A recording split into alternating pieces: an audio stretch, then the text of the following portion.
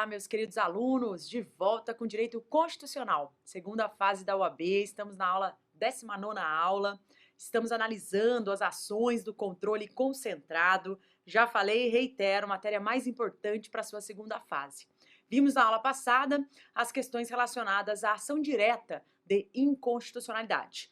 Mostramos, um esquema, elaboramos a peça prático-profissional, resolvemos algumas questões dissertativas que caem também sobre a ADI. E agora, na aula de hoje, nós vamos destinar o estudo à ação declaratória de constitucionalidade. Nós vamos caminhar por esta ação, só lembrando que ela é muito semelhante à ação direta de inconstitucionalidade. Então, muitas coisas que nós vimos para a ADI vão servir aqui, tá?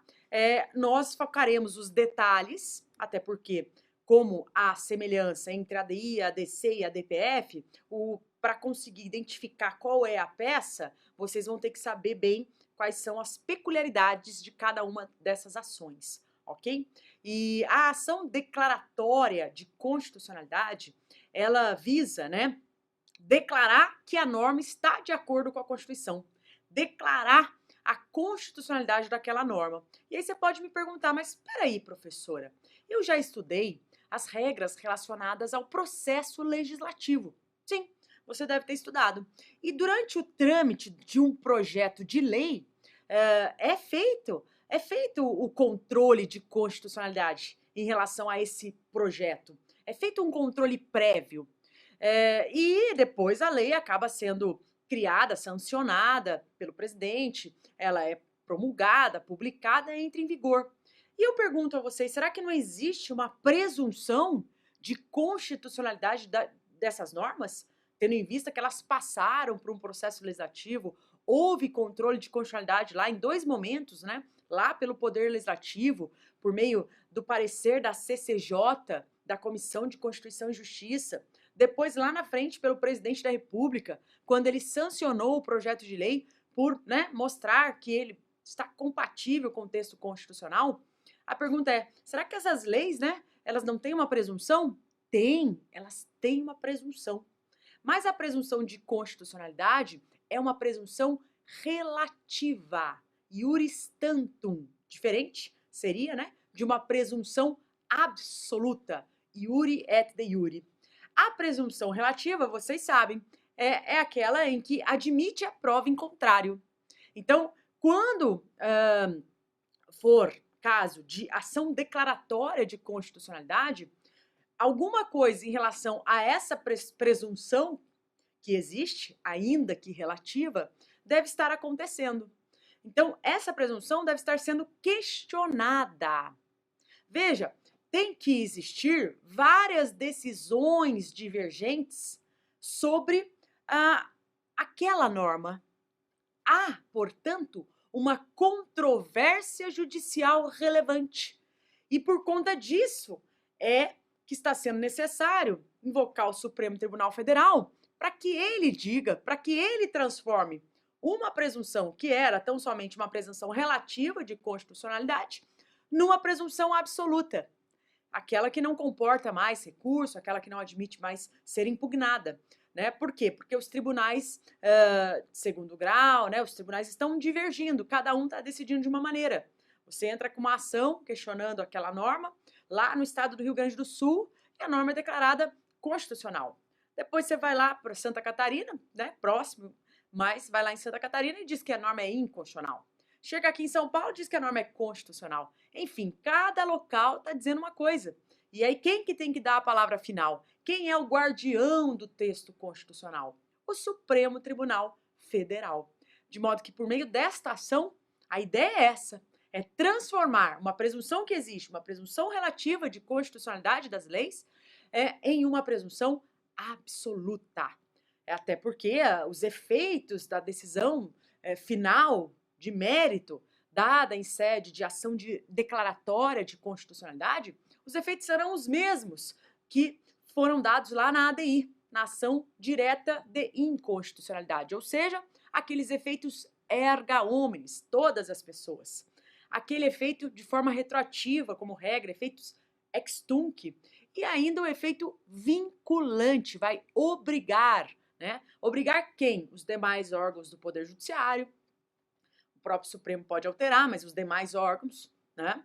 E toda a administração pública, direta, indireta, federal, estadual, municipal, tudo, tá? Só não o legislativo, que eventualmente pode fazer uma lei em sentido contrário. Mas é isso. Então a ideia é essa: transformar uma presunção relativa em uma presunção absoluta, tá?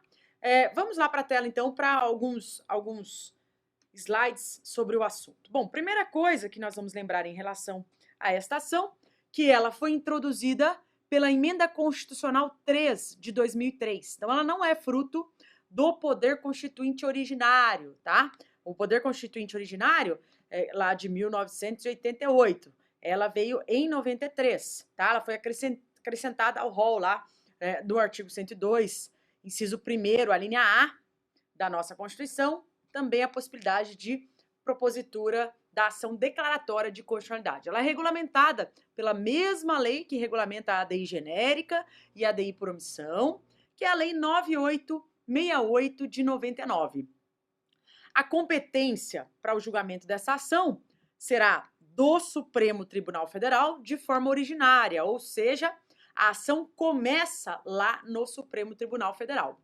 O fundamento é este já mencionado e o endereçamento vai ficar igual ao da ADI. Excelentíssimo senhor ministro-presidente, ou senhor doutor ministro-presidente, do Supremo Tribunal Federal. Então, até aqui tudo igual, tá? A legitimidade ativa também.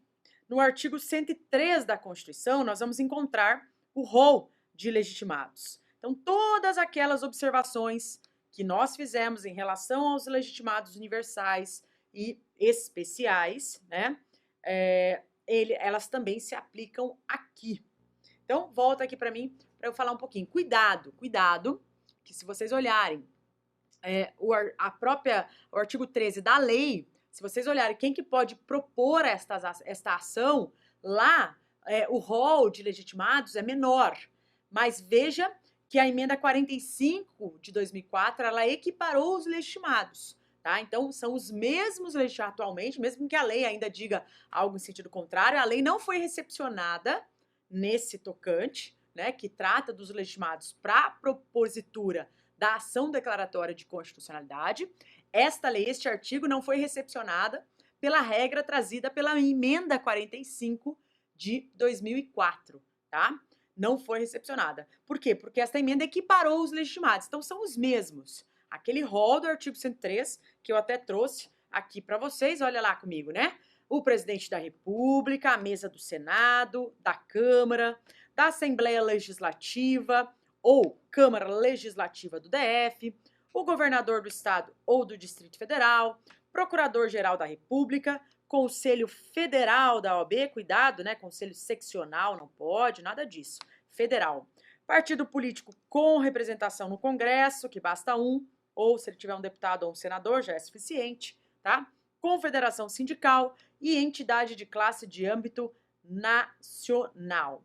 Lembrando aqui que esses que estão aqui com os asteriscos ao lado, asterisco, tá vendo?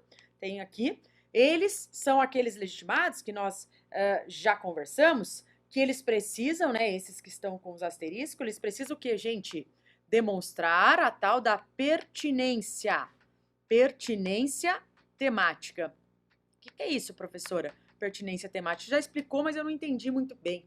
É a relação, pode voltar aqui para mim, né? É a relação de pertinência com o tema. É o interesse de agir. É a relação, né, que o legitimado tem com a norma impugnada. A norma impugnada, de algum modo, né, prejudica a finalidade essencial daquele ente que está propondo a ação. Então, por exemplo, a entidade de classe de âmbito nacional, ela vai impugnar normas que tenham relação, né, com a sua entidade de classe. Né? Então, não vai ser uma norma de uma outra entidade, não, que repercuta, que essa norma, que as regras previstas nesta norma, né, repercutam nas suas finalidades essenciais. Então, pode, por exemplo, o governador do Rio de Janeiro impugnar uma lei de São Paulo. Bom, se ele demonstrar, né, que esta lei do Estado de São Paulo, de algum modo, está interferindo no Estado do Rio de Janeiro, até porque são estados próximos e isso pode ocorrer, aí sim, sem problema algum.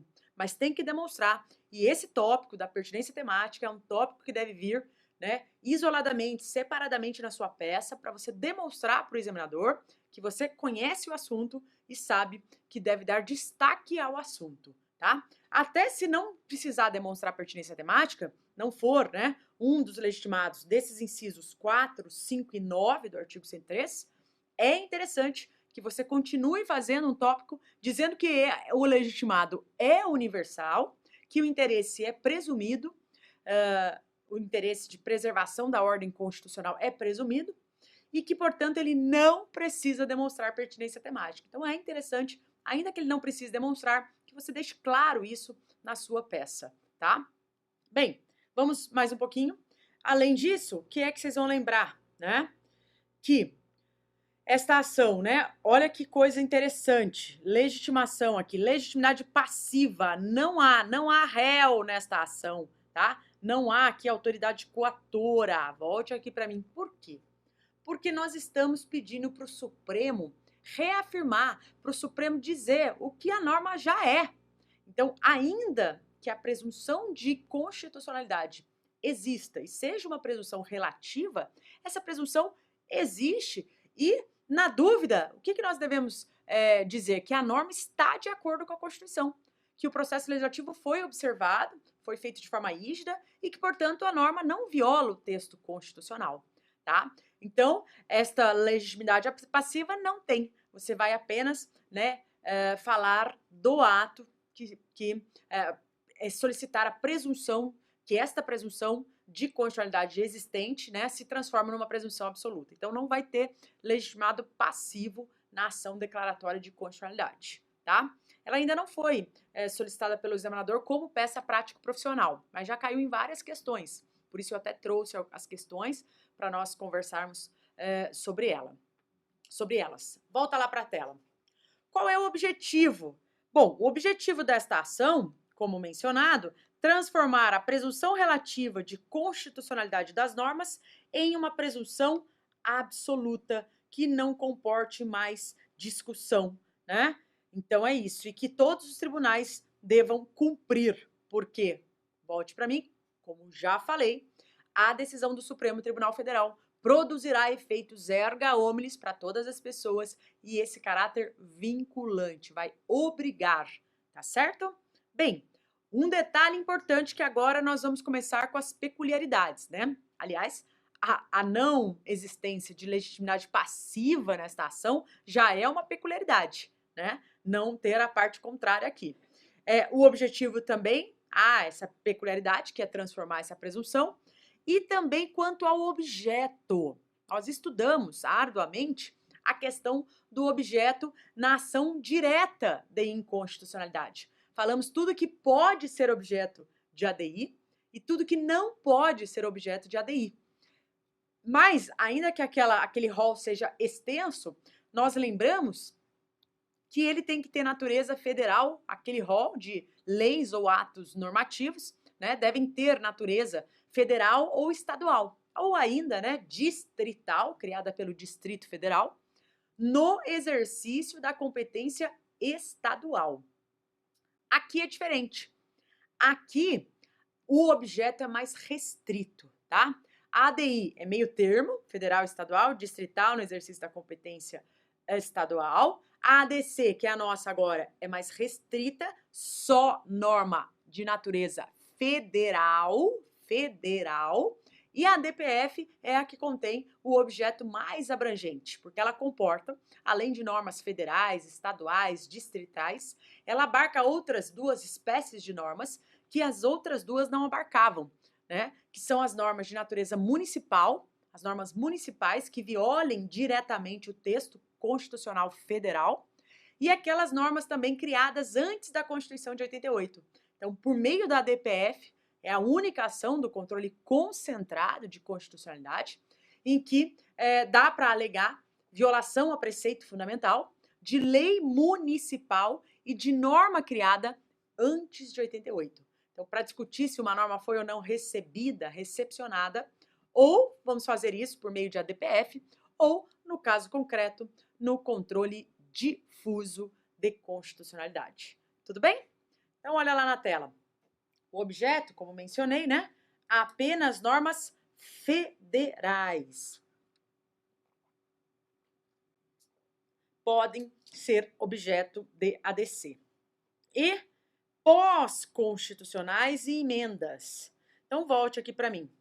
Uma norma criada antes da Constituição de 88, né, antes do dia 5 de outubro de 88, ela não poderá ser objeto de ação declaratória de constitucionalidade, tá? Tem que ter sido criada após a Constituição de 88. E se quisermos, né, analisar a compatibilidade de uma lei em relação a uma emenda constitucional, ela tem que ter sido criada após a emenda constitucional. Então, essa verificação ela é feita sempre quando surge uma nova emenda constitucional. Então, isso é importante, tá? Se a emenda, por exemplo, é 45 de 2004 e a lei que está sendo objeto de questionamento é de 2000, não cabe ação declaratória de constitucionalidade, porque o parâmetro é posterior. Então, aqui seria direito pré-constitucional, entenderam? Então, esta lei de 2000, ela só poderia ser objeto de controle por meio desta análise da compatibilidade dela em relação à emenda 45 de 2004, por meio de ADPF, tá? Porque ela é anterior à emenda 45 de 2004. Então, atenção a isso, tá? Muita atenção. Vamos avançar mais um pouquinho. Olha lá comigo na tela. O requisito, esse requisito aqui é fundamental para a sua peça prático-profissional. Então, você precisa demonstrar, né, comprovar a existência de controvérsia judicial relevante sobre a aplicação da disposição objeto da ação declaratória, conforme determina o artigo 14, inciso 3º, da Lei 9868 de 99. O detalhe é que esse requisito deve ser demonstrado, né, em um tópico específico dentro da sua peça. Volte para mim. Por que a ADC ela pressupõe a demonstração da controvérsia judicial relevante? Por conta da presunção de constitucionalidade das leis, das normas, tá? Então, ainda que essa presunção esteja sendo questionada, ela precisa ser demonstrada. E olha, controvérsia judicial relevante são as decisões, os acórdãos diferentes, né? Que um está dizendo que a norma é constitucional, o outro está dizendo que a norma é inconstitucional. Então, isso precisa ser demonstrado, tá? E a controvérsia, um outro detalhe importante. Preste atenção aqui no slide, olha aí comigo, ó. A controvérsia não é qualquer controvérsia, é uma controvérsia judicial. Então, são decisões do poder judiciário. Não é uma controvérsia, por exemplo, pode voltar aqui para mim. Imaginemos aí uma controvérsia da imprensa, né? Grandes jornais, uma polêmica. Não é isso que trata a lei. A lei está falando que a controvérsia tem que ser uma controvérsia judicial, entre órgãos do Poder Judiciário, decisões proferidas pelo Poder Judiciário. Maravilha? Ótimo. Além disso, ó, os fundamentos, pode colocar na tela, né? É que devem ser apresentadas, então, razões que demonstrem a evidência da constitucionalidade da norma. Então é isso. Como nós vamos reafirmar o que ela já é, vai ser interessante colocar esta evidência, né, da constitucionalidade desta norma esta que está sendo objeto de má interpretação, objeto de controvérsia, porque há uma má interpretação por parte dos outros órgãos do judiciário. Além disso, quais seriam, portanto, os requerimentos ou os pedidos a serem formulados numa ação declaratória de constitucionalidade? Volte aqui para mim, para eu já dar uma primeira observação em relação a esses requerimentos, né? A primeira ideia é a seguinte: esta ação é diferente da ADI, que tem um ato impugnado. Aqui, pelo contrário, nós queremos preservar este ato. Não estamos impugnando o ato, estamos dizendo que ele é constitucional. Só preciso que o Supremo confirme isso, né? Transforme uma presunção relativa numa presunção absoluta. Então, os pedidos, nós teremos menos, né? Porque, por exemplo, tem que citar lá na ação direta de inconstitucionalidade, tem que ser ouvido o advogado-geral da União, em regra. Por quê? Porque ele é o guardião da presunção de constitucionalidade das leis e, portanto, como esta presunção está sendo lá estão dizendo que a norma é inconstitucional, ele tem que entrar para fazer a defesa da norma, dizer, olha, ela não é inconstitucional, não. Aqui não. Aqui, como nós já estamos pedindo para que o Supremo confirme a constitucionalidade da norma, não há aqui a participação do advogado-geral da União para fazer defesa de ato que está sendo questionado, porque o ato não está sendo dito que o ato é inconstitucional, e sim que ele é constitucional e que precisa ser, essa presunção precisa ser reafirmada pelo Supremo Tribunal Federal. Será que tem cautelar, né, medida cautelar nesta ação? Tem, e aí tem regulamentação própria, artigo 21 da Lei 9868 de 99, tá? Já comentei. A 9868 de 99, ela trata da ADI genérica, da ADC, Ação Declaratória de Constitucionalidade, e também tem um capítulo destinado à ação direta de inconstitucionalidade por omissão. Então, é a mesma lei, mas são os capítulos diferentes, tá? E, havendo pedido de liminar, daqui a pouco eu vou ler o artigo que trata da liminar, que eu vou fazer o mesmo esquema que nós fizemos em relação à ADI. Eu vou tópico por tópico, né? Competência, partes, legitimidade, requerimentos. Depois eu coloco os tópicos, os artigos da 9868 de 99, que são importantes para a sua prova. E depois a gente faz questões relacionadas ao tema e elabora uma peça prático-profissional, um modelo para que depois vocês consigam fazer isso sozinhos, tá? Então, vamos aos pedidos, os requerimentos na tela. Bom, primeiro requerimento, que seja concedida a medida cautelar, tá? De acordo, aí é o artigo próprio dela, de acordo com o artigo 21 da Lei 9868 de 99, para que sejam suspensos os processos que girem em torno da aplicação da lei ou do ato normativo federal objeto da presente ação. Volte aqui para mim para eu explicar um pouquinho sobre isso. Cuidado! A cautelar na ADI, o que ela faz? Ela suspende o ato, a lei. Ela declara a lei inconstitucional agora. Então, ela suspende aquela lei que é inconstitucional até o julgamento final. E aí, o julgamento pode confirmar ou não a inconstitucionalidade daquela lei. Aqui não tem uma lei sendo impugnada.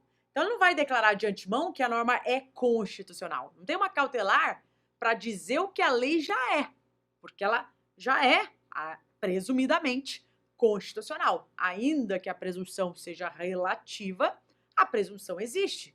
Então, o efeito da cautelar aqui não é o mesmo efeito da cautelar numa ação direta de inconstitucionalidade. Aqui não. Mas veja, se a presunção está sendo questionada e, portanto, há uma controvérsia judicial relevante sobre o assunto, significa que cada tribunal está decidindo de uma maneira. Então, veja, eu vou pedir o quê?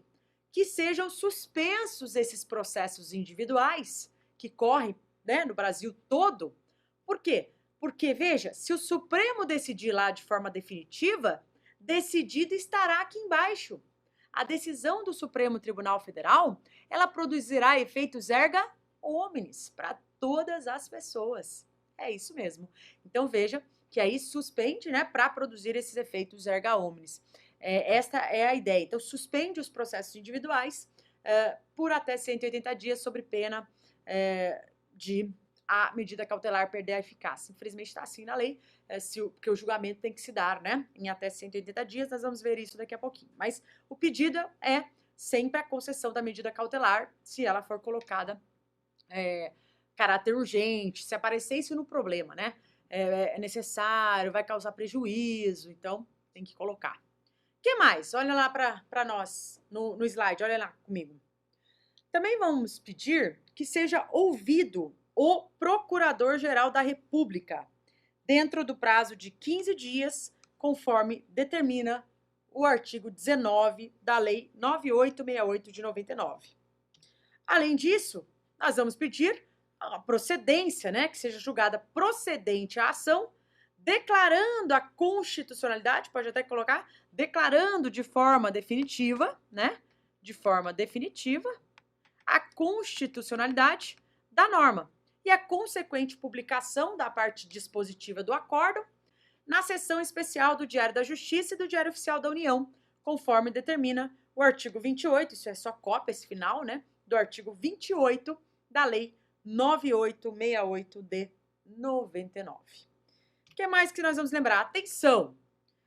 Atenção aqui.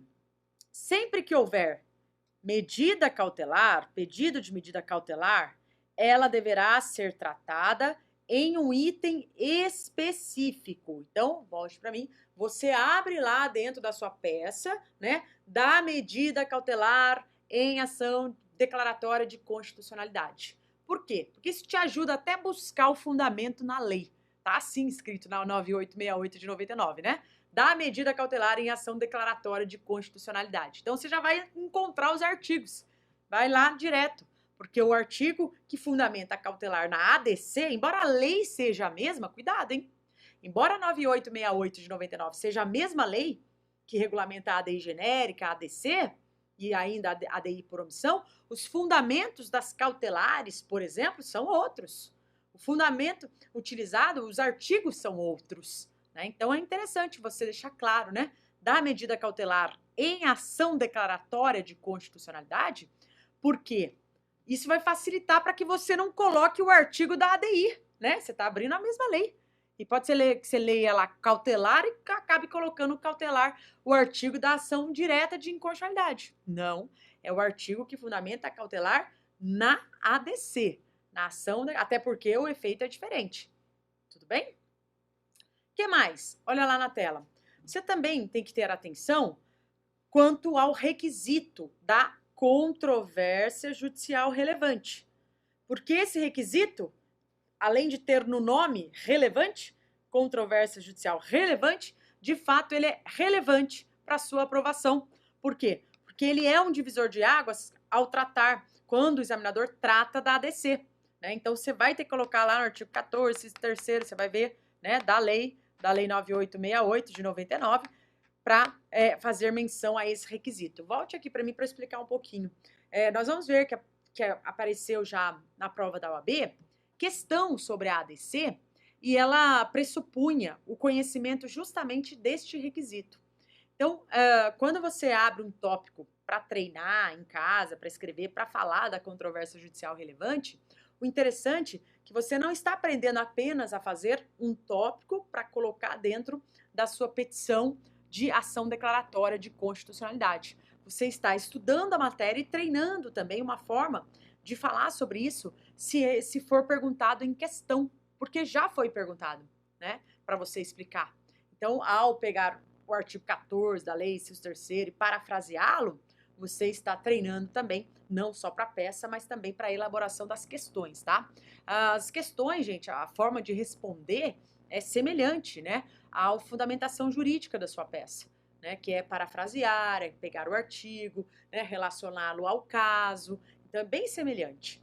Só que na questão não tem todos os fatos, direito, pedidos, tem apenas, né, a parte da fundamentação jurídica, que é aplicar o caso concreto, né, a lei, a explicação do direito em tese e a aplicação daquele probleminha menor, né, que normalmente cai nas questões e não na peça prático-profissional, tá bom? Bem, além disso, olha lá, vamos agora, pode voltar aqui, agora nós vamos passar para algumas regras importantes previstas na Lei 9868 de 99, que eu já comentei. Esta lei trata não apenas da ADI, DI genérica, ADI por omissão e ADC, tá? E aí eu vou falar agora, pode voltar aqui para mim, dos artigos importantes previstos na 9868, os artigos relacionados à ação declaratória de constitucionalidade, tá? Na aula passada nós vimos os artigos importantes da ADI genérica. Depois veremos os artigos importantes relacionados à ADI por omissão. Na aula de hoje, os artigos importantes relacionados à ADC, a ação declaratória de constitucionalidade. Então, primeiro o artigo 14 da lei, lá na tela. Ele trata da petição inicial, dizendo o seguinte, que a petição inicial indicará, primeiro, o dispositivo da lei ou do ato normativo questionado e os fundamentos jurídicos do pedido. Então, volte para mim. Como você não vai ter muitos argumentos para colocar na ação declaratória de constitucionalidade, a coisa mais importante na parte do direito é reproduzir o dispositivo constitucional que está sendo questionado. Porque você vai colocar os fundamentos de que ele é compatível com o texto, né? Que está de acordo com o texto constitucional. Você vai usar princípios, né? Você pode falar de dignidade, você pode falar de diversos princípios, mas você vai ter que colocar o dispositivo objeto de impugnação para mencionar, para explicar que ele não fere o texto constitucional. Pelo contrário, ele é um dispositivo que está de acordo, é um dispositivo compatível com o texto constitucional, tá? Tanto no seu aspecto material, quanto ao seu conteúdo, quanto no seu aspecto formal, né? Relacionado a regras de processo legislativo, quando da sua elaboração, tá? O que mais? Olha lá. Então, a petição inicial vai ter o dispositivo de lei, né, ou ato normativo questionado, o pedido e as suas especificações e, inciso terceiro, que eu falei que eu quero que vocês deixem num tópico separado, a existência da controvérsia judicial relevante sobre a aplicação da disposição objeto da ação declaratória, tá? Então, aqui são os acórdãos, são as decisões divergentes, tá? Decisões divergentes de tribunais aí, do poder judiciário, hein? Olha só, se atentem aí para a palavra controvérsia judicial relevante. Não é qualquer controvérsia, volte para mim. Não é controvérsia entre o legislativo e o executivo, não é controvérsia da imprensa, não é nada disso, é controvérsia judicial. O texto foi claro, o texto legal foi claro, tá? A petição inicial deve vir acompanhada de quais instrumentos? Olha lá. Deve vir acompanhada do instrumento de procuração, quando subscrita por advogado, será apresentada em 2 vias e vai ter que conter as cópias do ato normativo questionado e dos documentos necessários para comprovar a procedência do pedido de declaração de constitucionalidade. Quais são esses documentos necessários para comprovar a procedência do pedido de declaração de constitucionalidade? Quais são esses documentos? Vocês fazem, volte para mim. Quais são esses documentos?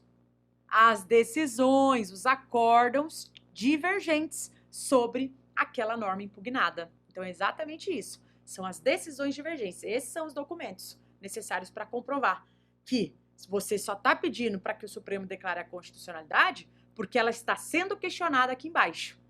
Porque se não houvesse questionamento, se não tivesse essas decisões divergentes, você nem poderia, né, pedir para que o Supremo declarasse a constitucionalidade. Ele ia falar, opa, você não sabe que existe uma presunção e que as normas, se não houver questionamento, elas são presumidamente constitucionais, elas estão de acordo com a Constituição? Então é isso, tá? Mais um pouquinho de algumas regras previstas nesta lei. Olha lá na tela.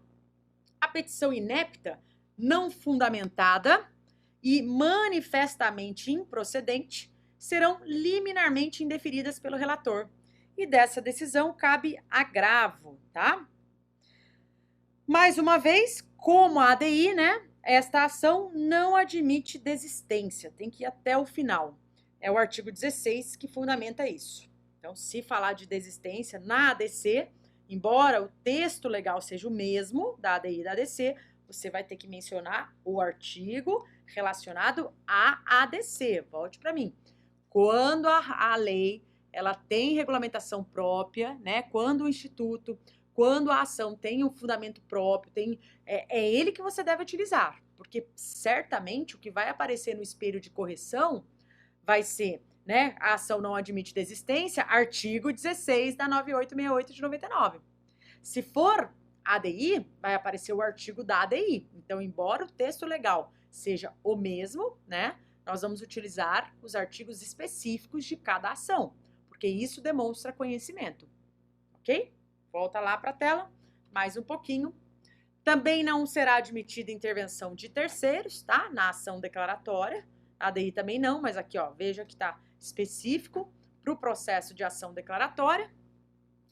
E aqui também diz o artigo 20, parágrafo 1º, que em caso de necessidade de esclarecimento de matéria ou circunstância de fato, ou de notória insuficiência das informações existentes nos autos, poderá o relator requisitar informações adicionais, designar perito ou comissão de peritos para que emita parecer sobre a questão ou fixar data para, em audiência pública, ouvir depoimentos de pessoas com experiência e autoridade na matéria. Então, volte aqui para mim para explicar um pouquinho. Nós já comentamos, né, que isso, né, audiências públicas no STF, né, sempre foi uma coisa estranha ao Supremo, né? Aqui não se discute fato e, portanto, não há audiência, mas desde, né, dessas normas que criaram, que regulamentaram as ações do controle, houve essa possibilidade e, portanto, isso, segundo o Supremo, é bom porque serve para pluralizar o debate constitucional, tornar a decisão, né, mais técnica, não apenas uma decisão técnico-jurídica, mas uma decisão mais justa, porque aí ele vai convocar, né, pessoas que de fato conhecem aquele assunto que está sendo objeto de questionamento na ADC, né? Porque muitas vezes, né, o conhecimento jurídico não é suficiente para o julgamento da ação.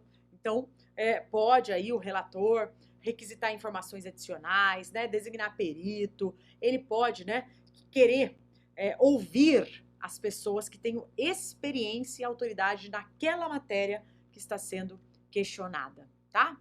E, ó, também para pluralizar esse debate constitucional, o artigo 20, parágrafo 2º, diz o seguinte, olha lá, que o relator poderá solicitar ainda informações aos tribunais superiores, aos tribunais federais e aos tribunais estaduais acerca da aplicação da norma questionada no âmbito de sua jurisdição. Então, volte para mim. A ideia aqui não é que cada tribunal está decidindo de uma maneira e quem tem que dar a palavra final sobre a questão da constitucionalidade é o Supremo Tribunal Federal, não é isso? Então, o que pode o Supremo fazer? O relator pode fazer o seguinte, eu quero saber aí, Tribunal Superior, eu quero saber aí, STM, eu quero saber TST, Tribunais Superiores, exemplos de tribunais superiores, né? Por que vocês estão dizendo que esta norma é inconstitucional? Ou tribunais federais, tribunais estaduais, né? TJ, do seu respectivo estado, Tribunal Regional Federal de uma determinada região. Por que vocês estão deixando de aplicar a norma, considerando inconstitucional? Ele pode requisitar informações para esses tribunais, tá? E olha lá na tela, as informações, perícias e audiências a que se referem os parágrafos anteriores serão realizadas no prazo de 30 dias, contados da solicitação do relator. E agora nós vamos entrar especificamente no capítulo que trata da medida cautelar em ação declaratória de constitucionalidade.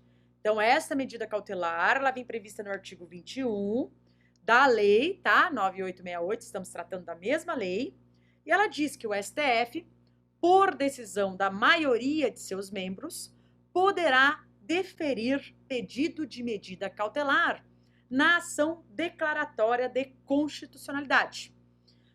Consistente. Então, essa parte que eu deixei em negrito é, de fato, o que a cautelar vai produzir, quais são os efeitos dessa cautelar.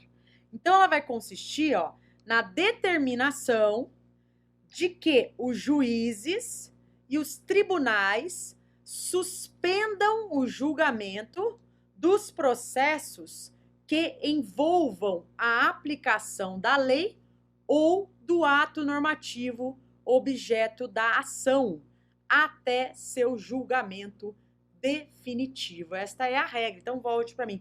Qual que é a ideia aqui? Suspender os processos individuais que estejam discutindo o mesmo assunto.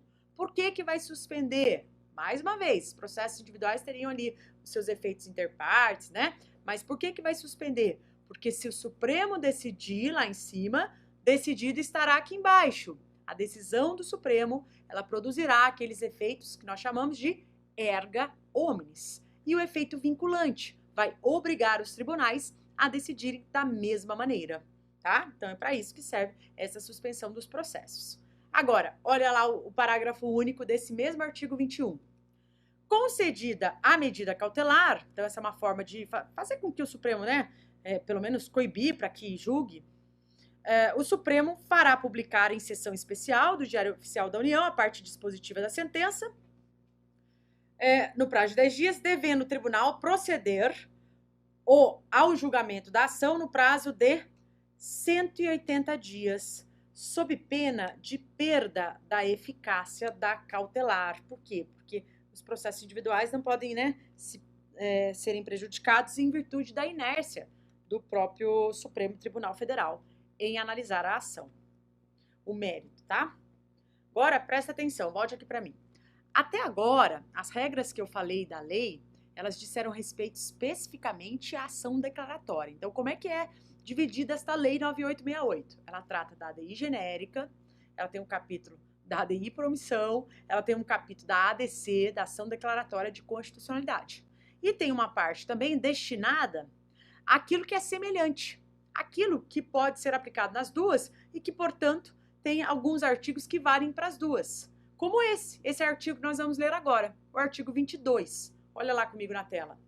Da decisão na ação direta de inconstitucionalidade e na ação e na ação declaratória de constitucionalidade. Olha o que diz o artigo 22, que a decisão sobre a constitucionalidade ou a inconstitucionalidade da lei ou do ato normativo somente será tomada se presentes pelo menos 8 ministros.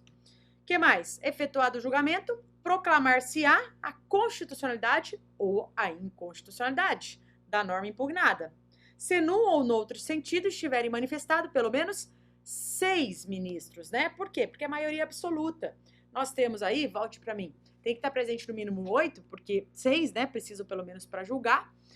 Nós precisamos da maioria absoluta, nós temos 11 ministros no Supremo Tribunal Federal, de modo que a maioria absoluta é 6, né? Às vezes tem julgamentos que será necessário, por exemplo, para modular os efeitos, 2/3. E aí nós precisaremos de mais ministros votando. Mas aqui, só para julgar a decisão, pelo menos 6 ministros dos 11. Volta lá.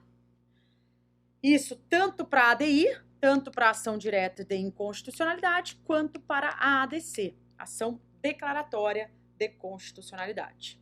O parágrafo único diz que se não for alcançada a maioria necessária à declaração de constitucionalidade ou de inconstitucionalidade, estando ausentes ministros em número que possa influir no julgamento, este será suspenso, a fim de aguardar-se o comparecimento dos ministros ausentes, até que se atinja o número necessário para a prolação da decisão num ou noutro sentido. O artigo 24 determina que, proclamada a constitucionalidade, julgar-se-á improcedente a ADI. Claro, porque a ADI visa declarar a incons. Se for proclamar a cons, né, é improcedente a ADI e procedente a ADC. Ao contrário, se dissermos que é inconstitucional a lei, teremos que dar procedência à ADI e improcedência à ADC. Volte para mim. Isso nós já vimos, é aquilo que nós chamamos, né, de ações dúplices ou ambivalentes, né, ou ainda ações de sinais trocados, né, que a procedência de uma equivale à improcedência da outra. Cuidado, que esse caráter dúplice, ambivalente, só vale para as decisões finais, decisões de mérito.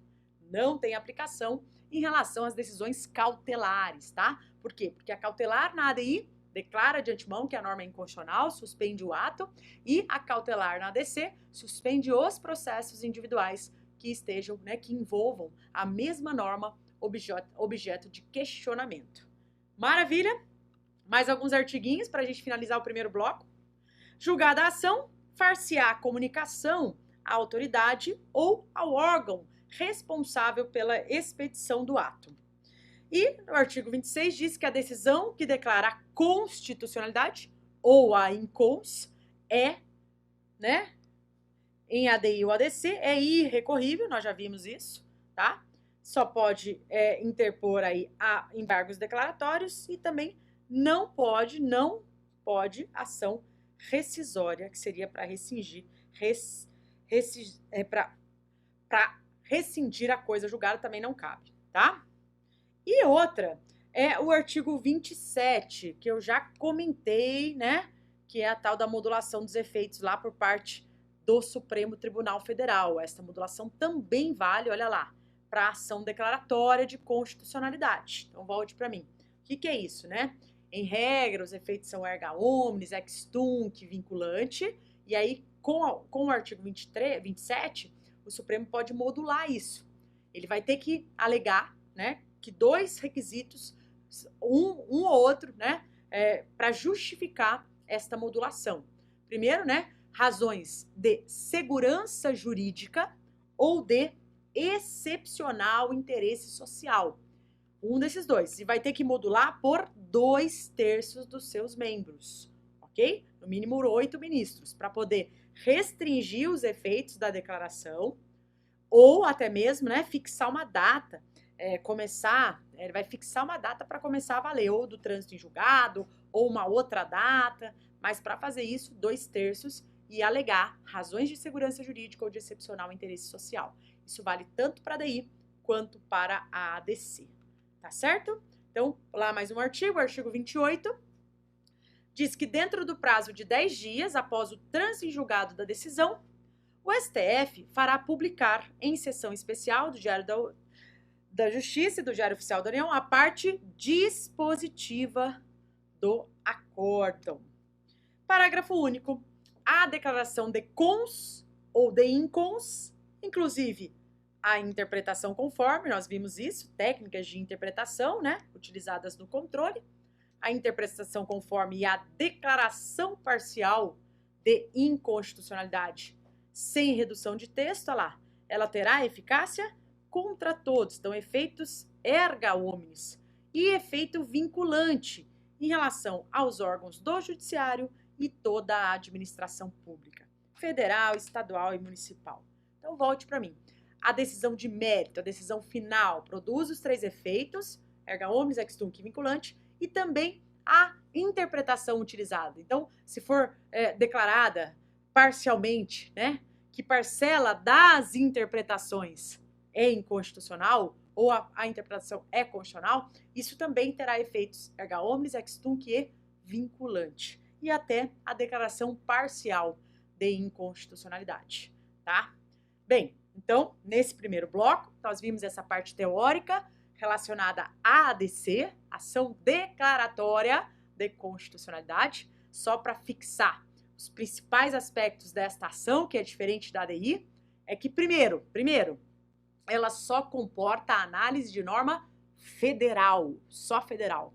Segunda, tem que demonstrar controvérsia judicial relevante, sob pena de não conhecimento da ação, tá? Tem que demonstrar controvérsia judicial relevante. Não há que a manifestação do AGU, porque não estamos impugnando ato algum, tá? Os legitimados são os mesmos, os efeitos são os mesmos, e a cautelar, ela suspende os processos que estejam discutindo o mesmo assunto, tá? Que é diferente aí da cautelar na ADI. Bem, vamos parar, vamos fazer um breve intervalo, vocês podem lavar o rosto, tomar um café, e depois nós vamos voltar com as questões sobre a ADC e, efetivamente, a elaboração da peça prático-profissional, embora ela ainda não tenha sido solicitada na sua segunda fase, mas as questões, e foram várias, nós vamos analisar com cuidado, tá? Vai lá e volta, que eu tô aqui te esperando.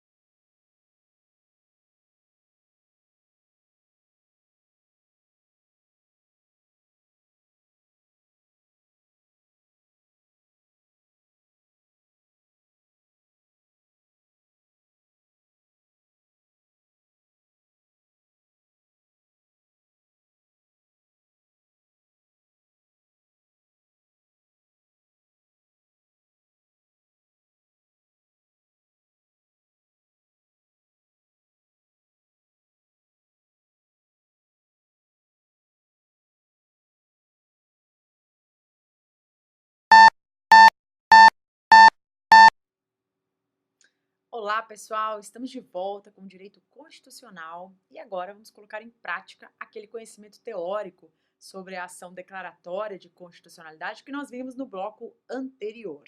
Então, no exame 2016.2 caiu uma questão especificamente sobre a ADC e é ela que nós vamos começar a análise agora. Lá na tela, olha lá. Durante a tramitação de determinado projeto de lei de iniciativa do Poder Executivo, volte aqui para mim, antes já de eu continuar a leitura, presta atenção. Existem alguns projetos de lei, esse tema processo legislativo é um tema relevante para a sua segunda fase, ele vem logo após o controle de constitucionalidade, né, na incidência nas provas. Você sabe que existem alguns projetos que só podem ser iniciados pelo presidente da República, lá no artigo 61, parágrafo 1º. Este é um artigo que deve ser grifado no seu vade-mecum, porque aqueles temas sempre aparecem. Aqui, nós começamos a leitura, nós já estamos falando de algo, de projeto de iniciativa do Executivo, tá? Então, se está falando dessa iniciativa, provavelmente, ou está falando desse parágrafo 1º do artigo 61, ou de qualquer outro projeto iniciado pelo chefe do Executivo. Porque o chefe do Executivo, ele pode iniciar projeto de lei, qualquer assunto, sobre qualquer assunto. Existem alguns assuntos, no 61, parágrafo 1º, que só podem ser iniciados pelo presidente da República. Por simetria no âmbito estadual pelos governadores e no âmbito municipal pelos prefeitos. Mas os outros todos também podem ser iniciados pelo presidente, tá? E os projetos que ele tem iniciado, ele pode inclusive pedir, solicitar urgência na sua apreciação, tá? Vamos lá, voltar para a leitura. Então, durante a tramitação de determinado projeto de lei, de iniciativa do Poder Executivo, importantes juristas questionaram a constitucionalidade de diversos dispositivos nele inseridos. Apesar dessa controvérsia doutrinária, olha lá, o projeto foi encaminhado ao Congresso Nacional, aprovado, seguindo-se a sanção, a promulgação e a publicação. Sabendo que a lei seria alvo de ataques perante o Poder Judiciário, em sede de controle difuso, caso concreto, o presidente resolveu ajuizar, logo no primeiro dia de vigência, uma ação declaratória de constitucionalidade. Uma semana após a publicação da lei na imprensa oficial, o CONAMP, Associação Nacional dos Membros do Ministério Público, a CONAMP ajuizou uma ação declaratória de constitucionalidade em que pleiteava a declaração de conformidade da norma legal com a Constituição. Diante da narrativa acima, responda os itens a seguir. Aos itens a seguir. Primeiro, é cabível a propositura da ação declaratória de constitucionalidade nesse caso? Volte aqui para mim. Presta atenção, né? Tome muito cuidado com a resposta aqui. Primeiro, a questão, ela fala de controvérsia doutrinária. Ela não fala de controvérsia judicial. E nós frisamos isso no bloco anterior, quando tratamos do conteúdo, da parte teórica da ação declaratória de constitucionalidade, ao falarmos que a controvérsia deve ser uma controvérsia entre membros do Poder Judiciário. Ainda que haja uma doutrina relevante sobre o assunto, isso não é controvérsia judicial, ok? Depois também tem a ver aí, além disso, né, essa controvérsia judicial só vai existir depois de um tempo que a lei já esteja em vigor. Porque não pode, será que no dia seguinte já é possível que haja essa controvérsia entre juízes? Não dá nem para distribuir uma ação, quanto mais juntar os acórdãos divergentes, né, sobre aquela lei. Não houve tempo suficiente para isso. Então, é mais ou menos nesse sentido que vocês deveriam caminhar para responder essa questão. Então, olha lá como ficaria. Vamos reiterar a pergunta, né? É cabível a propositura de ação declaratória de constitucionalidade nesse caso? Resposta: não. Não caberia a ADC, por falta de comprovação de relevante controvérsia perante juízes e tribunais, porque a controvérsia não é doutrinária, não é da imprensa, não é de qualquer qualquer pessoa, é entre juízes. Controvérsia é judicial. Então, não por falta de comprovação de relevante controvérsia perante juízes e tribunais a respeito da constitucionalidade da lei.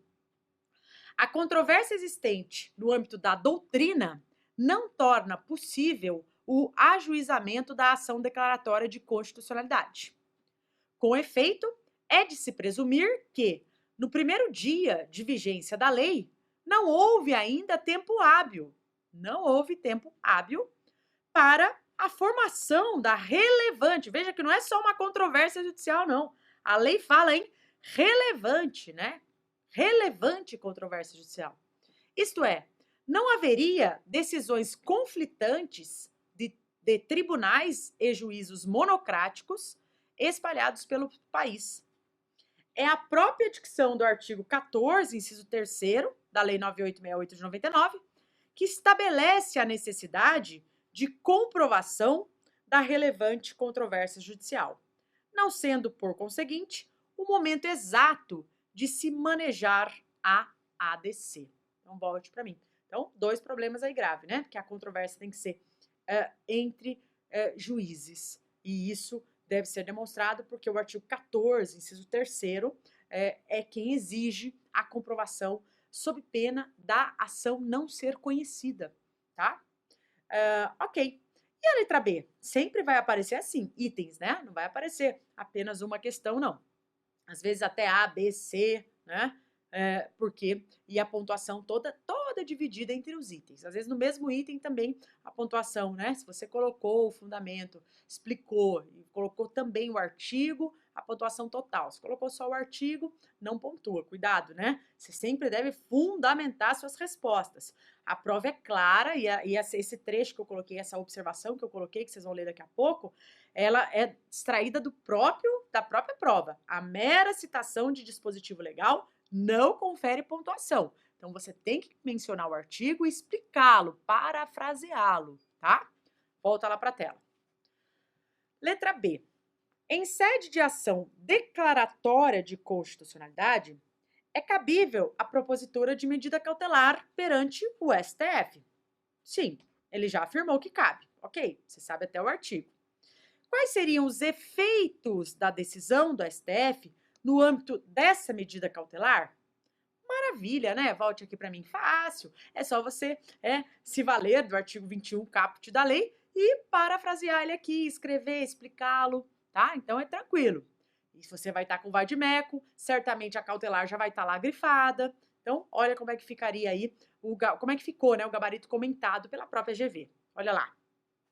Sim, nos termos do artigo 21, caput, da Lei 9868 de 99, os efeitos da medida cautelar, em sede de ADC, serão decididos pelo Supremo Tribunal Federal por decisão da maioria absoluta dos seus membros.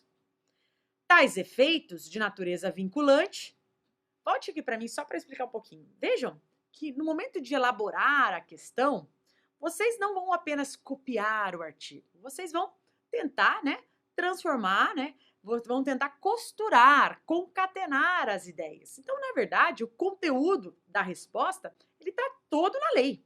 Você não vai criar nada novo, mas você vai costurar de uma maneira que fique uma redação, né, fluida, uma redação leve, uma redação concatenada, e isso vai ajudar na sua pontuação.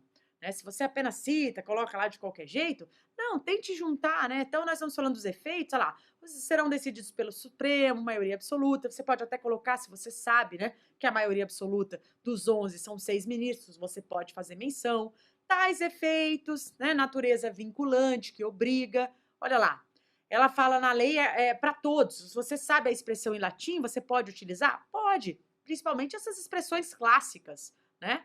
Claro que coisas mais complexas não, mas essas expressões clássicas, se você quiser colocar, você pode colocar, demonstra conhecimento.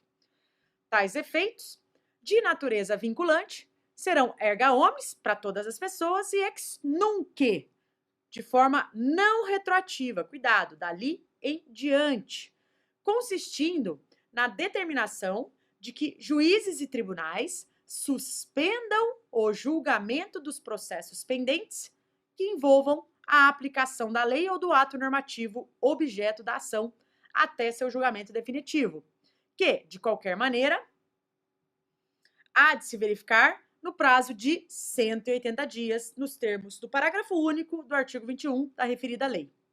Ou seja, a concessão da medida liminar serviria para determinar que os juízes e tribunais do país não pudessem afastar a incidência de qualquer dos preceitos da lei, nos casos concretos, evitando, desde logo, decisões conflitantes.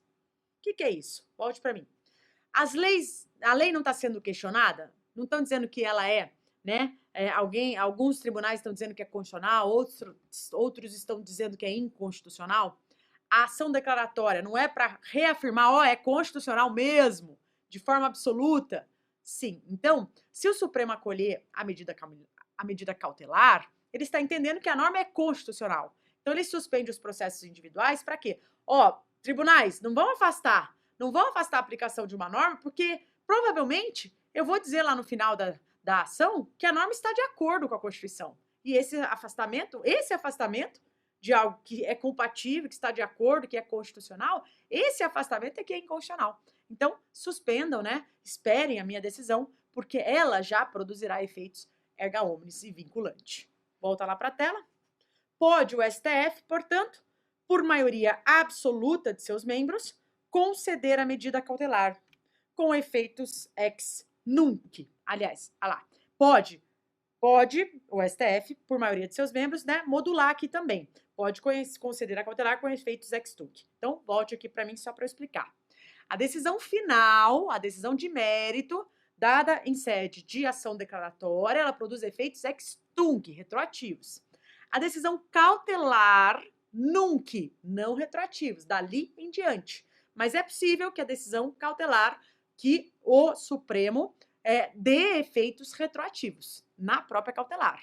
Mas a regra é nunc, não retroativos dali em diante, tá? Como é que foi a divisão de pontos aí desta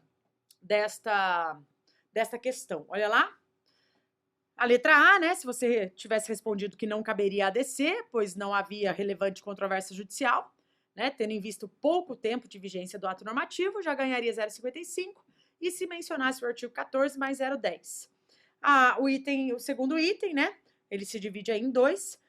Se você colocasse que cabe a cautelar, buscando a suspensão dos julgamentos, né, dos processos que envolvam a aplicação da lei, até o final julgamento da ação, 0,25, mais o fundamento no artigo 21, caput, 0,10, tá? Os efeitos são vinculantes, 0,15, erga omnes e ex nunc mais 0,10, tá? Então, a pontuação foi dividida desta maneira. Próxima questão envolvendo o tema ADC. Vamos lá. Proposta de emenda à Constituição é apresentada por cerca de 10% dos deputados federais. Volte para mim. Já começa a fazer colocação logo no início, né? Outro tema relevante para a sua prova é o tema relacionado ao poder constituinte derivado reformador. O que é isso? Poder de alterar a Constituição e que se manifesta por meio das emendas constitucionais. Nós estamos num país que adota a Constituição do tipo rígida. O que é mesmo uma Constituição rígida? É aquela Constituição difícil de alterar. E essa dificuldade de alteração, de se fazer emenda constitucional, não se dá apenas no quórum de aprovação desta emenda. Já começa na iniciativa. Então, há um limite formal quanto à iniciativa. Um deputado sozinho, por exemplo, ou um senador, eles não podem iniciar uma PEC, uma proposta de emenda constitucional. Porque a Constituição diz, para o deputado ou para os senadores iniciarem, tem que ter, no mínimo, 1/3. Veja, 1/3. Quantos deputados federais nós temos na Câmara? 513. 1/3? Ó que número sugestivo. 171. 171. 171. No mínimo, hein? E não estou dizendo que é para aprovar a emenda, não. Para iniciar, para começar uma PEC. 1/3 da Câmara ou do Senado. Ou ainda, o presidente da República é o único que pode sozinho. Ou mais da metade das assembleias legislativas, manifestando-se cada uma delas pela maioria relativa de seus membros, tá? Então, o artigo 60, inciso 1º, 2º e 3º, traz aí as pessoas que podem iniciar PEC. Aqui está dizendo de 10%. Quanto que seria 10% de 513? 53 deputados federais, né? Opa, 51,3, 52 deputados federais. Será que podia? Poderia? Não. Por quê? Porque tem que ser no mínimo 1/3 da Câmara ou do Senado. Então, aqui já está o problema. Mas vamos lá, vamos continuar a leitura, né? 10% dos deputados federais, cujo teor é criar novo dispositivo constitucional que determine a submissão de todas as decisões do STF no controle abstrato de normas ao crivo do Congresso Nacional, de modo que a decisão do tribunal somente produziria efeitos após a aprovação da maioria absoluta dos membros do Congresso Nacional em sessão unicameral. Vote para mim. Será que pode uma proposta de emenda dizendo que as decisões do Supremo, que já têm efeito vinculante, porque são as decisões dadas em sede de controle abstrato, que vincula os órgãos do judiciário, tem que se submeter ao Congresso? E a separação dos poderes? Tô só dando as dicas, hein? Volta para a tela.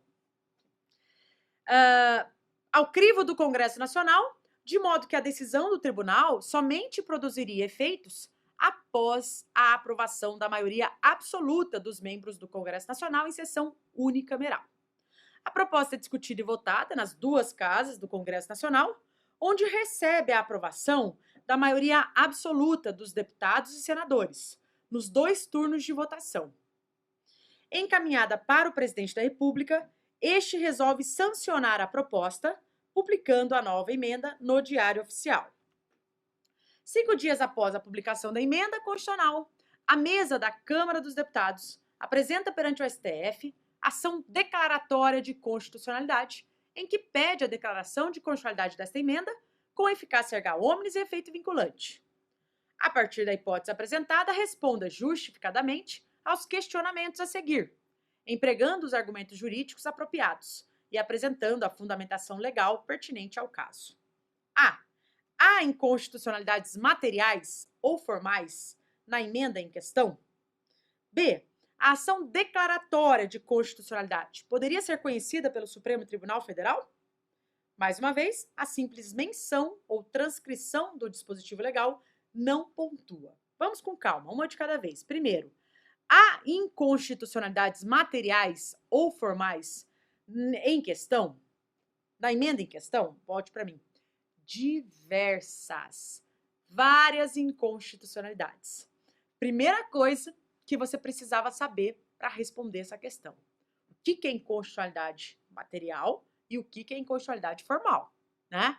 Então, nós temos regras relacionadas ao processo legislativo, processo de criação, de elaboração da emenda constitucional e também das leis. E aí são formas, né? Regras de procedimento, processo, forma, inconstitucionalidade formal, iniciativa, quórum, tá certo? E temos ainda conteúdo incompatível, inconstitucional, conteúdo que viola o texto constitucional. Bom, se o conteúdo viola o texto constitucional, estaremos diante de uma inconstitucionalidade material. Então, material, matéria, conteúdo. Formal, regra de processo legislativo, procedimento, tá? Há das duas ordens. Olha como é que ficaria aí a resposta. Letra A. Há diversas inconstitucionalidades formais. Primeiro, a PEC não poderia ser apresentada por 10%, como nós mencionamos. Por quê? Porque o 60, inciso 1º, ele diz que tem que ser, no mínimo, 1/3 da Câmara dos Deputados.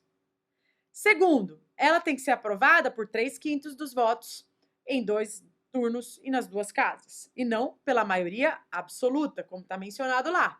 3/5 vai além da maioria absoluta. Maioria absoluta é metade mais 1 do total de membros. Primeiro número inteiro do total de membros. 3/5 vai além disso. É uma maioria qualificada. Outra coisa é que não cabe sanção ou veto em proposta de emenda. Bote aqui para mim. Sanção ou veto é só em projeto de lei, tá? Não cabe sanção ou veto em proposta de emenda. As emendas são promulgadas pelas mesas da Câmara e do Senado. Tudo bem?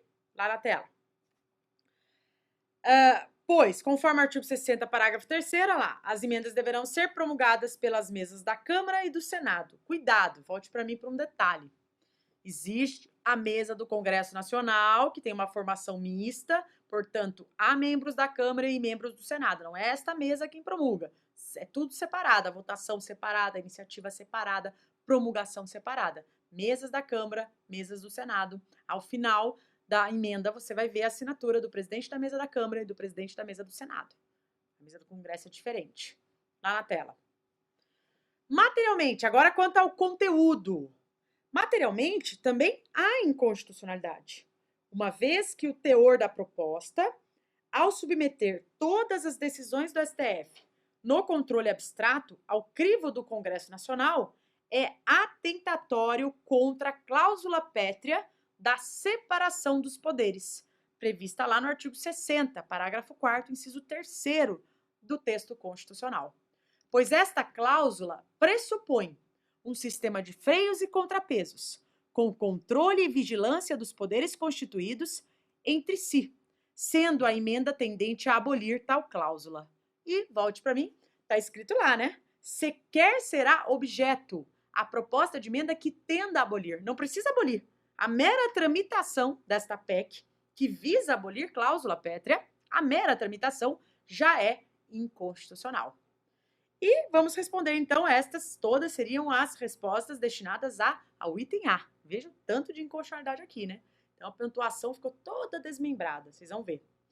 E a próxima, olha lá, a letra B, ela diz o seguinte: a ação declaratória de constitucionalidade poderia ser reconhecida pelo STF? Olha lá, não. Por quê? Porque por ausência do requisito legal da existência da controvérsia judicial relevante, já que não houve tempo hábil para que o judiciário questionasse a norma objeto da referida ação. Volte para mim. Veja que são questões, né, com espaçamento de provas uma para outra, um espaço longo, mas que envolve o mesmo assunto. Então, quando cai a DC, envolve essa questão da controvérsia judicial, questões de inconstitucionalidade também, obviamente, né, porque estamos pedindo para declarar a cons, alguém vai dizer, né, o que é incons. Mas cai bastante essa questão do artigo 14, inciso 3º, tá, da Lei 9868 de 99. Então, como que a pontuação foi dividida? Minuciosa, de forma minuciosa. O examinador foi detalhista aqui.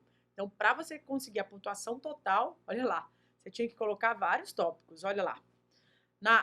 No item A, né, no primeiro. Primeiro que a PEC não foi apresentada por 1/3 dos deputados, né? E o artigo 60, inciso 1º, que é o que corrobora, que fundamenta essa resposta. Aí varia 0,25 tudo, né? 0,15 em um, 0,10 na outra. Segundo, que ela não foi aprovada por 3/5, sim por maioria absoluta. E aí, qual que é o artigo que fundamenta? Todos no artigo 60, mas esse especificamente, o parágrafo 2º, portanto, mais 0,25, se colocasse as duas coisas, que não foi aprovada por 3/5 e o artigo que fundamenta. Próxima, não caberia ao presidente sancionar ou vetar, porque não existe sanção, né? E ainda falar da promulgação feita pelas mesas da Câmara e do Senado, lá no parágrafo 3º desse artigo 60. Ainda quanto à matéria, né, quanto ao conteúdo, violação, sim, também da separação dos poderes, por sujeitar as decisões do Supremo ao crivo do Poder Legislativo, não pode fazer isso. E aí, a separação dos poderes, protegida pelo rol de cláusulas pétreas, vem prevista especificamente, né, no inciso 3º do parágrafo 4º do artigo 60 da nossa Constituição. Aí você tiraria mais 0,25. E o item B, de que não há controvérsia judicial relevante, né? E o artigo que fundamenta a necessidade de comprovação da controvérsia judicial relevante, qual seja o artigo 14, inciso 3º da Lei 9868 de 99. Aí sim, você completaria, volte para mim. Vejam que foi bem, né? Com uma questãozinha bem não é uma questão difícil, não posso dizer que é uma questão difícil, mas uma questão trabalhosa, uma questão complexa. E aí você precisaria apontar mesmo todos esses vícios, né? Mas essa é uma aula que nós damos na primeira fase, com bastante profundidade, inclusive, porque é uma aula de teoria geral sobre o poder constituinte, derivado, reformador, e que a gente passa por todos os limites formais e os limites materiais.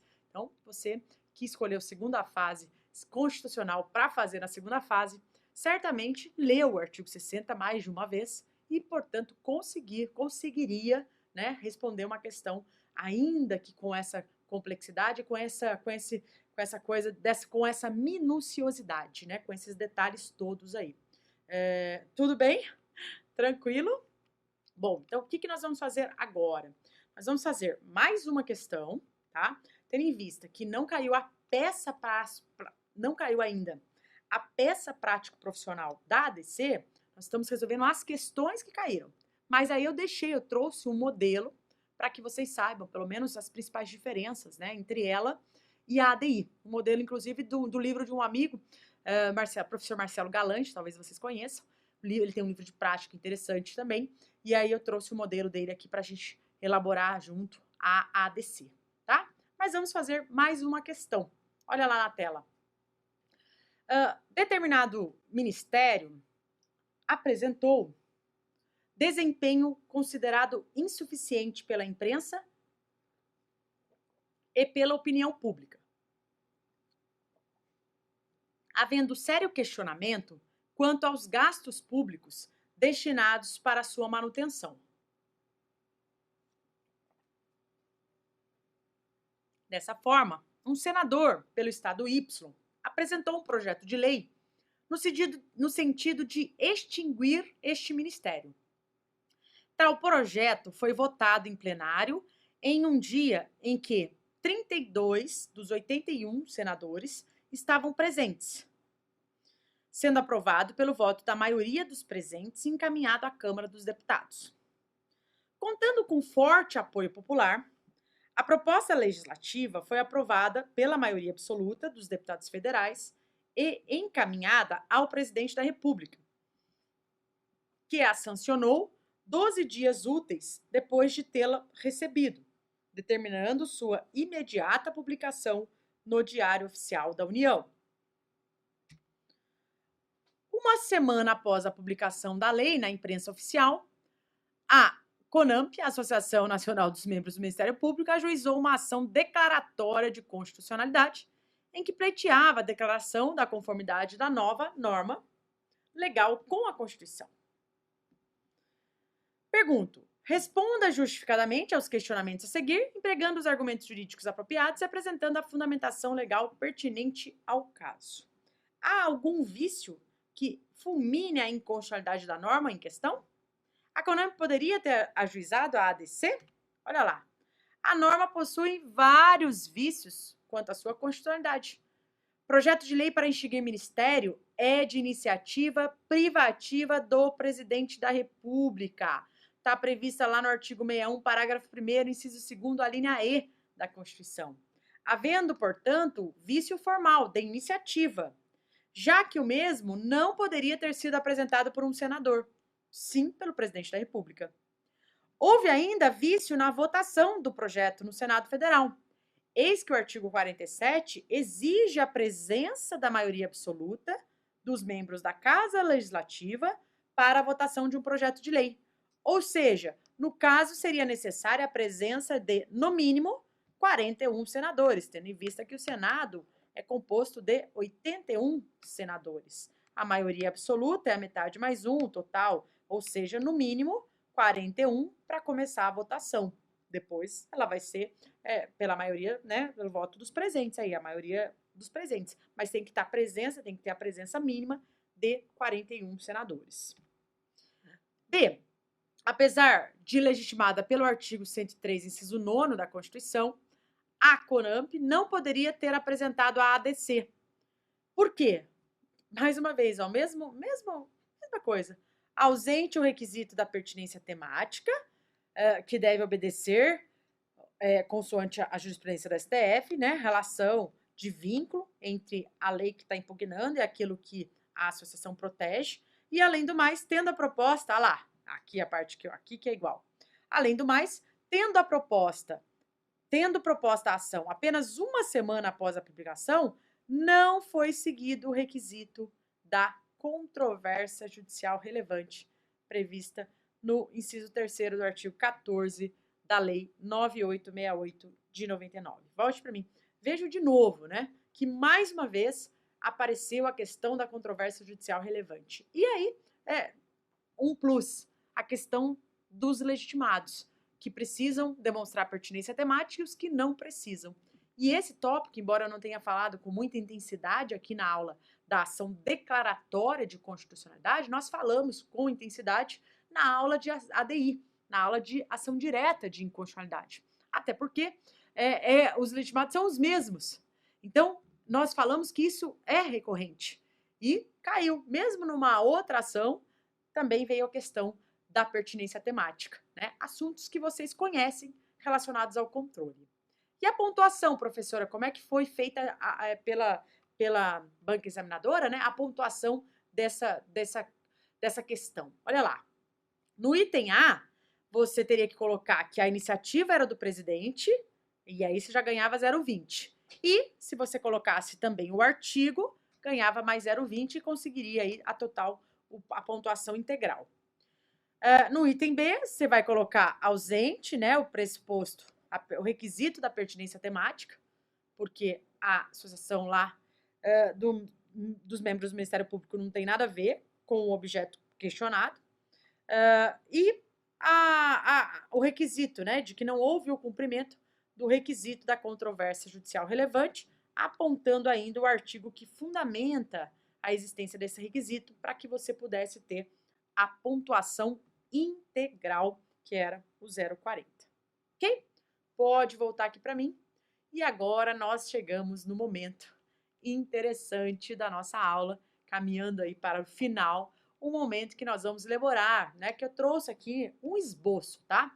Não é aí uma peça pronta, é um esboço que eu, como mencionei, extraí do livro do professor Marcelo Galante, colocamos aqui caso, né, ela seja questionada na sua prova.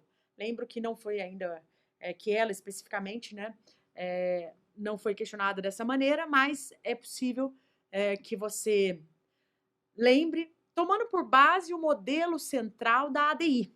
A ADI é a mais completa das ações, tá? Do controle concentrado. Então, quem conhece o mais, conhece o menos. Se você consegue elaborar uma ação direta de inconstitucionalidade, você não vai ter dificuldade para elaborar uma ação declaratória de constitucionalidade.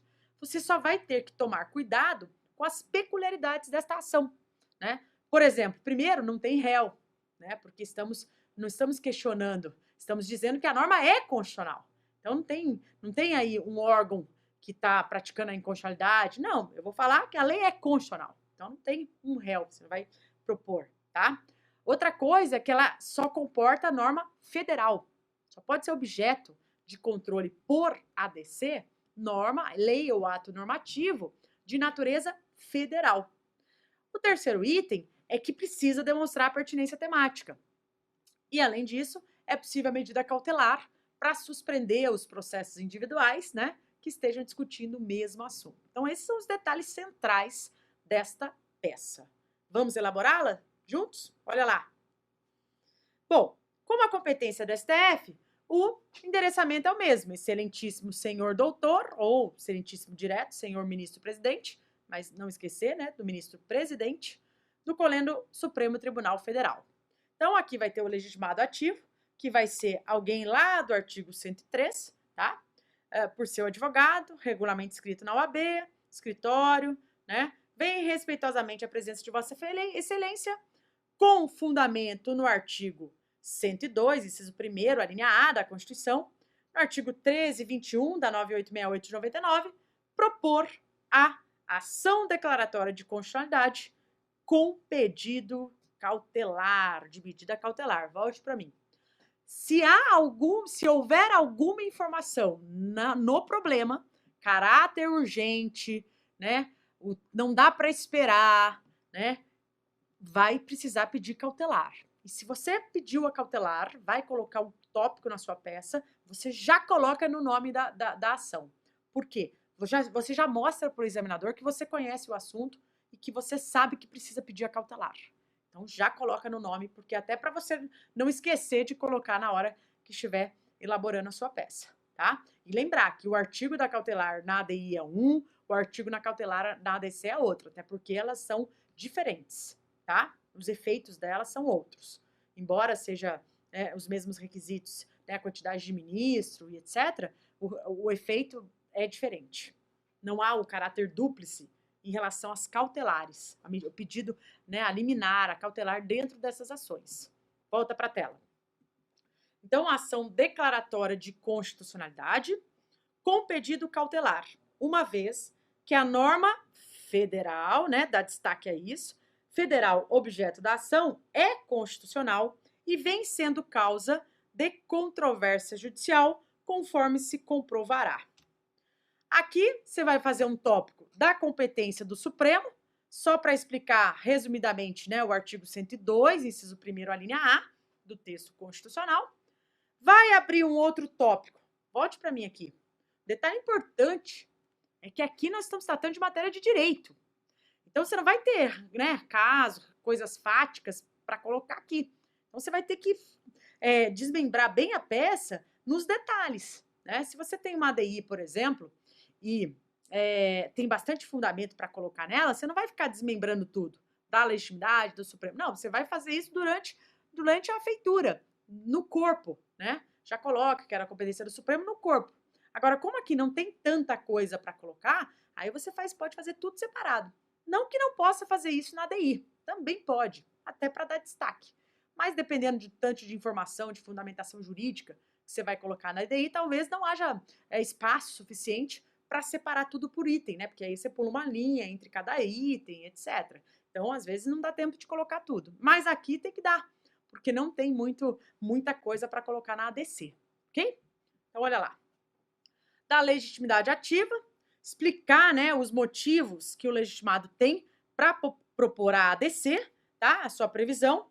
Da constitucionalidade da norma, vai explicar, né, que a norma, né, vou colocar os motivos para defender a constitucionalidade. Vai abrir um tópico específico para tratar da controvérsia judicial, falar do artigo 14, inciso 3º, tá? E vai fazer um item específico para falar da medida cautelar na ação declaratória de inconstitucionalidade. Nesse momento, vai ter que citar o artigo 21, que é o artigo que fundamenta a cautelar na ADC, não é qualquer medida cautelar, é a cautelar específica da ADC. Sempre que falar em cautelar, é bom explicar, né? É importante explicar o fumus boni iuris, que é a demonstração, né, da tese da constitucionalidade da norma, que essa norma tem plausibilidade jurídica. Vai falar no perigo da demora, né, demonstrar o risco da demora do provimento jurisdicional, se ele for dado apenas no final do julgamento, frente aos processos que giram em torno, né, do mesmo assunto, da mesma matéria. Em relação aos pedidos e requerimentos, o que vai ter que pedir? Bom, primeiro, a concessão da cautelar. E aí, novamente, reitera o artigo 21 e a presença dos requisitos, fumus boni iuris e periculum in mora. E a consequente determinação, aí vai copiar o artigo 21, olha lá, de que os juízes suspendam o julgamento dos processos que envolvam a aplicação da lei ou do ato normativo objeto da ação, até seu julgamento definitivo, bem como a suspensão de eventual decisão acerca da inconstitucionalidade da mesma norma. Vai pedir, né, que seja dada vista ao Procurador-Geral da República, para que ele se manifeste, de acordo com o artigo 19, que aí é o artigo específico da ADC, da manifestação do PGR na ADC. Vai pedir, ao final, a procedência do pedido, para declarar cons, veja que é a cons, hein, não é a incons, tá? Tornando a presunção relativa em absoluta, com efeitos erga omnes e vinculantes, de acordo com o parágrafo único do artigo 28 da Lei 9868 de 99. Vai pedir a juntada das cópias, né, de 2 vias da inicial, isso também está na lei, só copiar lá. Vai falar de novo no pedido, né, da presença da controvérsia judicial relevante. E os demais documentos, né, que vão comprovar a procedência do pedido. Ou seja, comprova aí a existência da controvérsia judicial relevante e pode mencionar aí também no parágrafo único do artigo 14 da lei. E vai dar o valor à causa, né, para fins procedimentais, tendo em vista que é uma ação de controle abstrato, termos em que pede deferimento, local, data, advogado OAB, mais uma vez, não assine, não rubrique ou de alguma outra forma identifique a sua prova. Não, né? Porque isso pode gerar a anulação. Então, volte para mim. Vejam que não é difícil criar, elaborar, né? Não é difícil estruturar a ação declaratória. Se aprendeu bem a ADI, você consegue fazer a ADC. E também vai conseguir fazer a ADPF, vai conseguir fazer a ADI por omissão, que são as próximas ações que nós analisaremos aqui no nosso curso de segunda fase, tá? Eu peço que vocês leiam, releiam a 9868 de 99 e para a aula da ADC também leiam a 9882 de 99, que é a leizinha que explica especificamente a questão da ADPF, tá? Só para inaugurar a questão da ADI por omissão, teremos também que elaborá-la, né? Mas só para que saibam, ela tem previsão, ela foi acrescentada, na verdade, foi acrescentado um capítulo 2A dentro da 9868 de 99, acrescentado pela Lei 12.063 de 2009. Não precisa pegar essa lei separada, não. Só pegar a 9868 de 99 e atualizada, obviamente, porque aí já tem a inserção desse capítulo, que é lá de 2009. Se não tiver, né?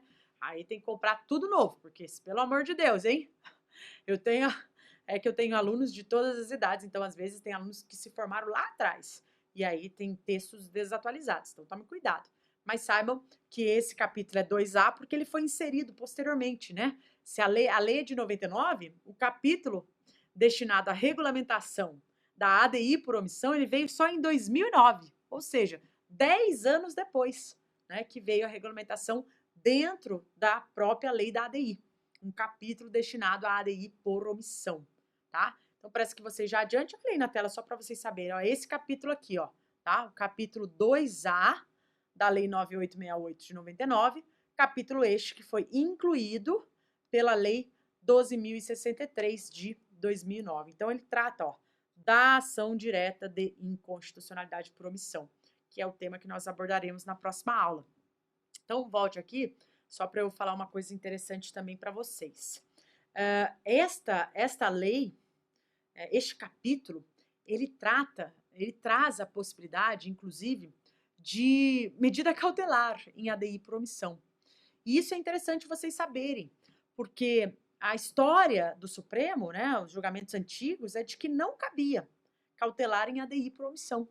Mas desde 2009 que a lei trouxe, houve sim essa mudança. E há a possibilidade, porque a lei permite, né, a propositura desta ação tanto para omissão total quanto para omissão parcial.